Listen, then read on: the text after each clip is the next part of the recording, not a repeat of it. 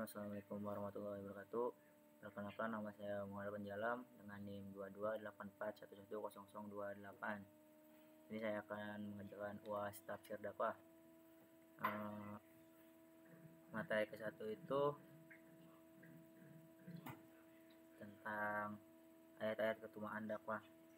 Di sini dijelaskan pada surat Yusuf surat ke-12 ayat 108 yang berbunyi Kul hadihi sabili ad'u ilallahi ala basyirati anna wa manit taba'ani wa subhanallahi wa ma'ana minal musyrikin, yang artinya, katakanlah hai Muhammad, inilah jalanku, aku dan orang-orang yang mengikutiku berdakwah kepada Allah dengan hujjah yang nyata. Maha suci Allah dan aku tiada termasuk orang-orang yang musyrik. Nah, jadi penjelasan keutamaan dakwah itu dakwah yang akan mencerahkan dan mengataskan dari kegelapan menuju terang benderang cahaya Islam. Ketika Allah menceburkan seseorang ke dalam dakwah, itulah karunia yang telah ternilai harganya. Dakwah juga identik dengan kebaikan, karena dalam dakwah kebaikan menjadi unsur yang melekat erat. Terus yang kedua itu keutamaan dan tujuan dakwah.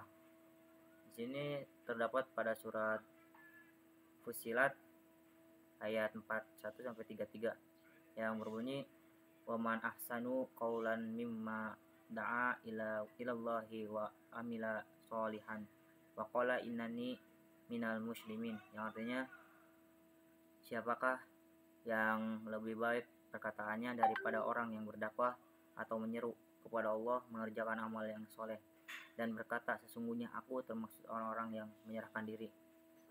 Jadi penjelasan tentang keutamaan dakwah itu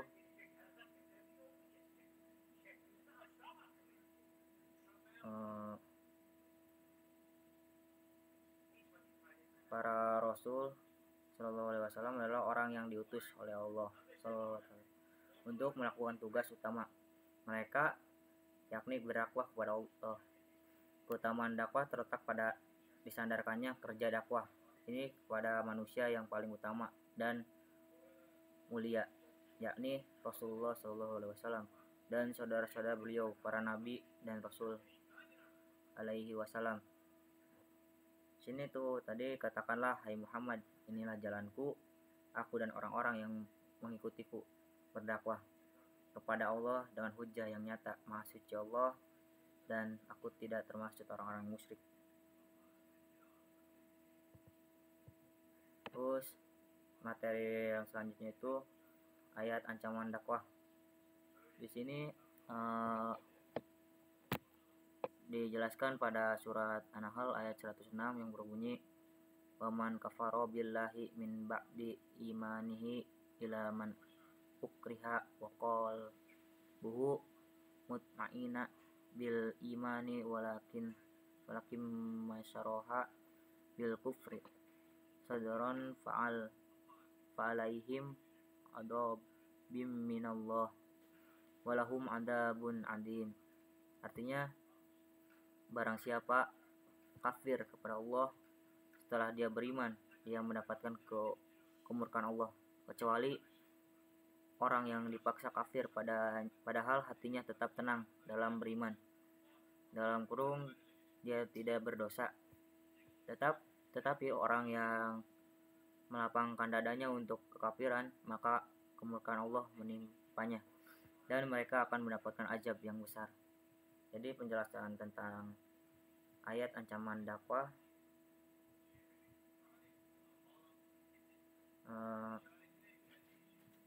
dalam ayat ini tuh Allah Subhanahu wa taala menerangkan tentang ancaman keras terhadap ridho atau murtad, yakni kufur kembali sesudah beriman, mengutamakan kesesatan dari petunjuk hidayahnya.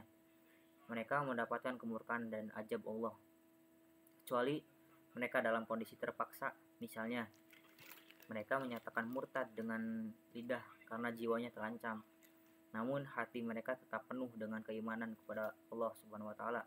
Tidak ada dosa dan tuntunan hukum kepadanya selama ia tetap beriman.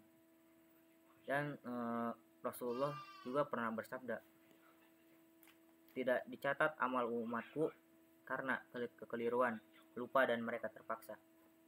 Materi selanjutnya yaitu ayat-ayat tentang materi dakwah. Ayat-ayat tentang materi dakwah dijelaskan pada surat Al-Imran ayat 104 yang berbunyi,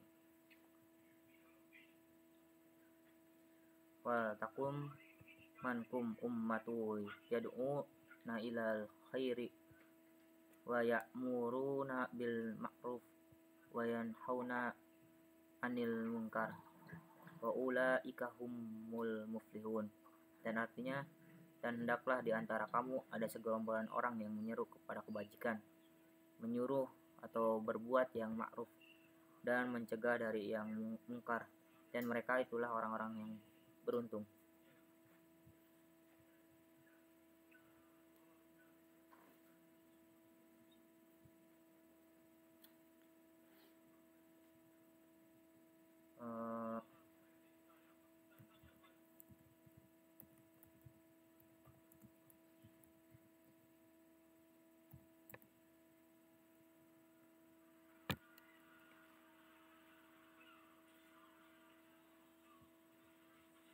Jadi penjelasan tentang materi dakwah itu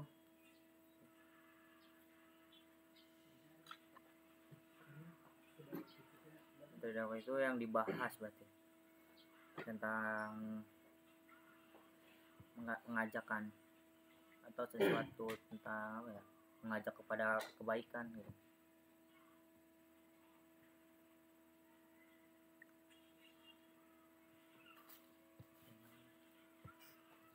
Bentar.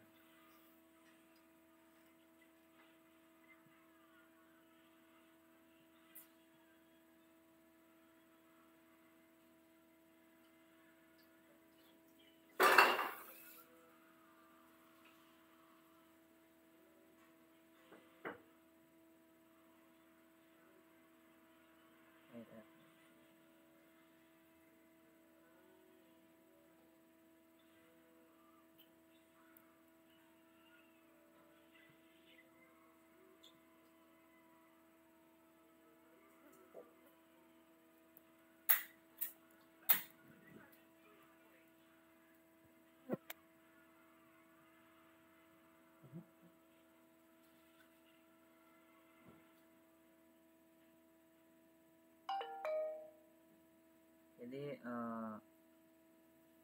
materi dakwah itu ialah ajaran Islam, ajaran-ajaran agama Islam. Inilah yang diwajibkan disampaikan. Jadi ya yang diwajibkan disampaikan tuh ajaran-ajaran agama Islam kepada umat manusia dan mengajak mereka agar mau menerima dan mengikutinya. Jadi ya intinya mah biar tidak tersesat gitu. Terus materi selanjutnya itu tentang ayat prinsip dai dalam berdakwah. Di sini dijelaskan pada surat Muhammad ayat 19 yang berbunyi, fa'lam annahu la ilaha illallah wastaghfir lidzambika walil mu'minina wal mu'minat wallahu ya'lamu mutaqallabakum wa maswaakum. Dan artinya itu, maka ketahuilah bahwa tidak ada Tuhan yang patut disembah selain Allah, dan mohonlah ampunan atas dosamu dan atas dosa orang-orang mukmin, laki-laki dan perempuan, dan Allah mengetahui tempat usaha dan tempat tinggalmu. Di sini dijelaskan bahwa prinsip-prinsip seorang dai atau prinsip-prinsip orang yang mengajarkan dakwah itu. Jadi ya prinsip itu metode dakwah. Artinya tuh ruh atau sifat yang menyemangati atau melandasi berbagai cara atau pendekatan dalam kegiatan dakwah. Jadi ya di sini ada beberapa prinsip-prinsip. Yang satu itu bil al-hikmah.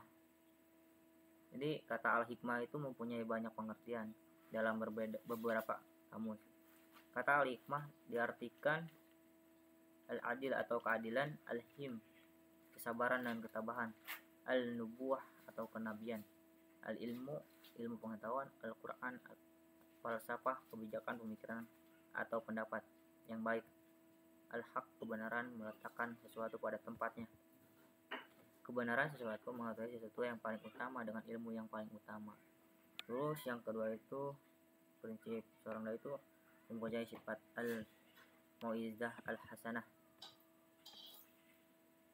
Jadi ya pengertiannya itu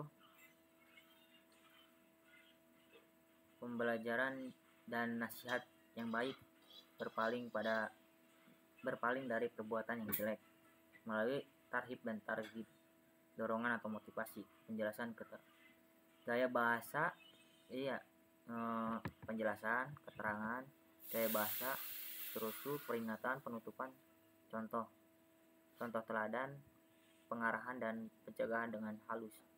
Terus pelajaran, keterangan, penutupan, peringatan, pengarahan dengan gaya bahasa yang mengesankan atau menyentuh dan terpatri dalam naruri.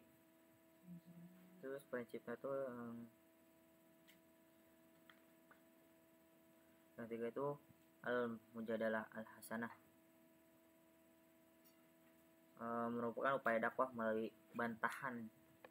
Jadi prinsip itu bantahan, diskusi atau berdebat dengan cara yang terbaik, sopan, santun, saling menghargai dan tidak arogan. Terus materi selanjutnya itu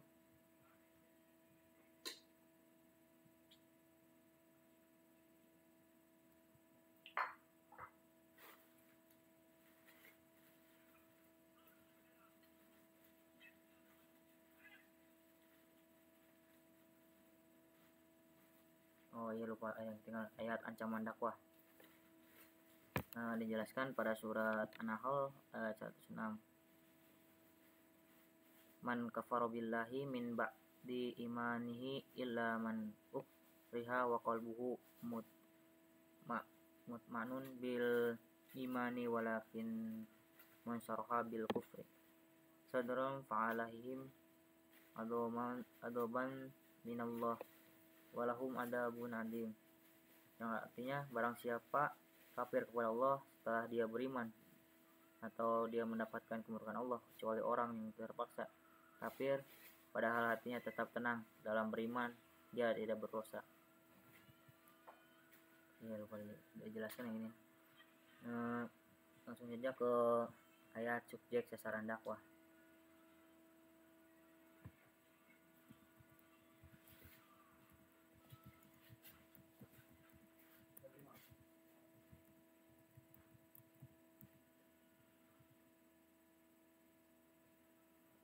Dijelaskan pada ayat ini yang berbunyi qaumana ajibu da'iyallahi wa aminu bihi yaghfir lakum min dunubikum wa yujirkum min adabin alim, yang artinya hai kaum kami, terimalah seruan orang yang menyeru kepada Allah dan berimanlah kepadanya. Niscaya Allah akan mengampuni dosa-dosa kamu dan melepaskan kamu dari azab yang sangat pedih. Dan orang yang tidak menerima seruan orang yang menyeru kepada Allah, maka dia tidak akan melepaskan diri dari azab Allah di muka bumi dan tidak ada baginya perlindungan selain Allah. Mereka itu dalam kesesatan yang nyata. Jadi ya pengertian ayat tentang subjek sasaran dakwah itu, jadi ya subjeknya itu adalah setiap muslim, baik laki-laki maupun perempuan, yang telah balik dan berakal dan memahami ajaran agama gitu. Dan menyampaikan dan mengajarkan sesuai dengan keahlian serta mengamalkan ajaran dan mempraktekkan dalam kehidupan sehari-hari. Jadi ya subjek sasaran dakwah itu ya umat muslim gitu, baik itu laki-laki maupun perempuan gitu. Ya lebih tepatnya itu sasaran dakwah tuh ya kepada mahasiswa gitu, anak remaja sekarang, ataupun ya ibu-ibu gitu kalau ada pengajian atau bapak-bapak. Terus materi yang selanjutnya itu tentang ayat, metode, dan strategi dakwah.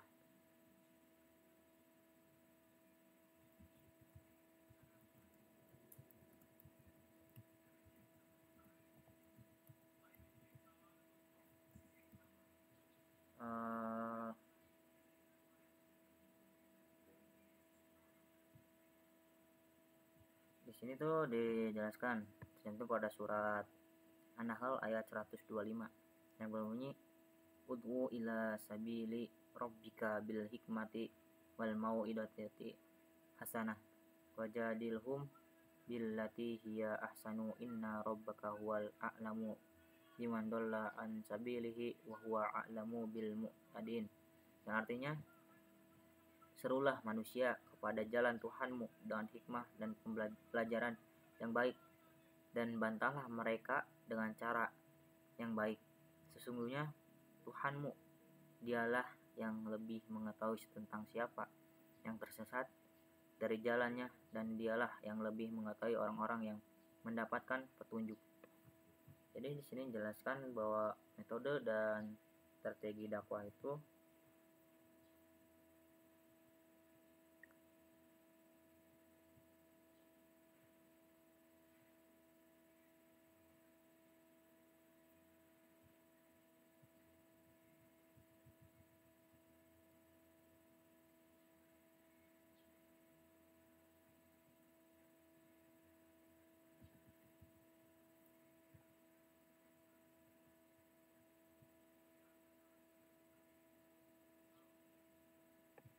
jadi ya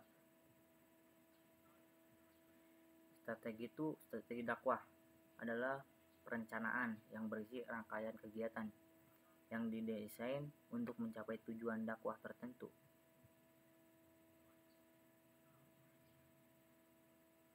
Jadi ada dua hal yang perlu diperhatikan dalam hal ini, yaitu strategi merupakan rencana atau tindakan gitu, rangkaian kegiatan dakwah, termasuk menggunakan metode dan pemanfaatan berbagai sumber ataupun kekuatan.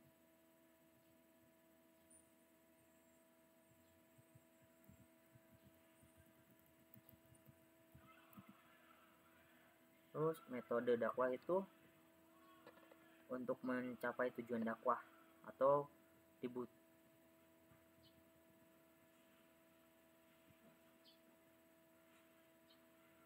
kayak yang tadi ya. Jadi metode dakwah itu yang 4: al-hikmah, al-mau'ijah, al-jidal, dan al-qudwah.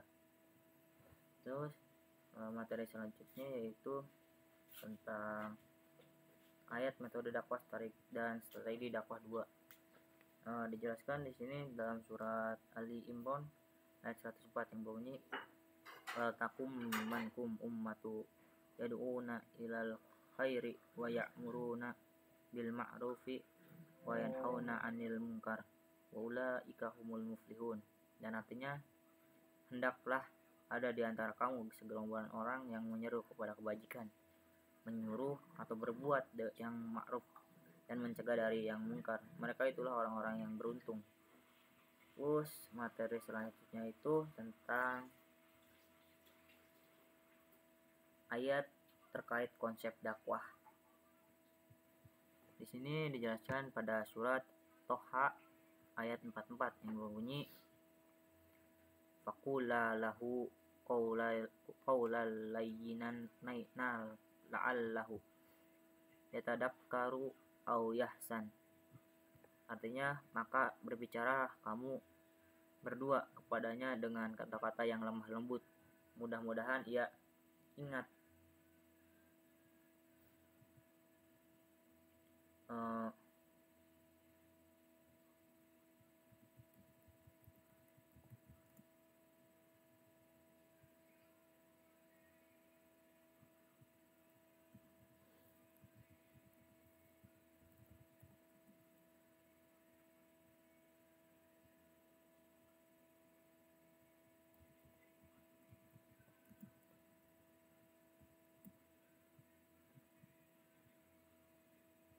Terus materi selanjutnya itu tentang sifat istiqomah dalam berdakwah. Di sini dijelaskan pada surat Hud ayat 112 yang bunyi fastaqim kama umirta wa man taba ma'aka wala tatguf innahu bima ta'maluna basyir. Artinya, maka tetaplah engkau Muhammad di jalan yang benar sebagaimana telah diperintahkan kepadamu dan juga orang yang bertobat bersamamu, dan janganlah kamu melampaui batas. Sungguh Dia Maha melihat apa yang kamu kerjakan.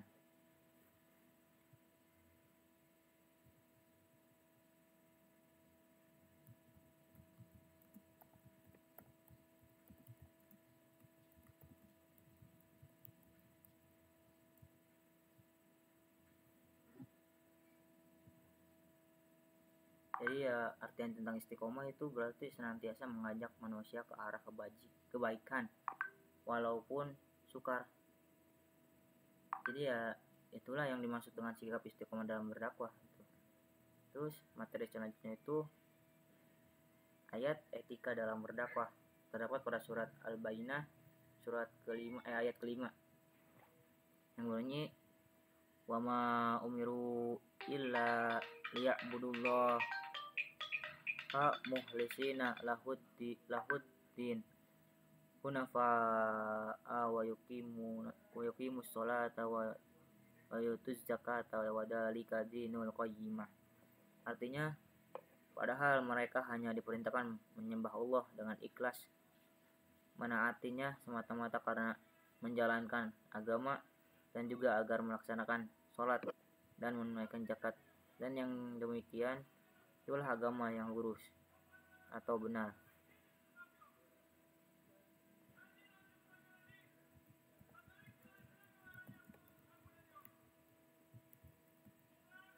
Jadi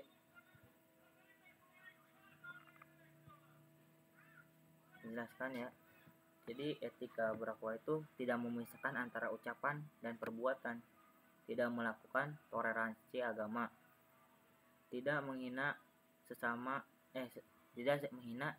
sesembahan non muslim, dan tidak melakukan diskriminasi sosial.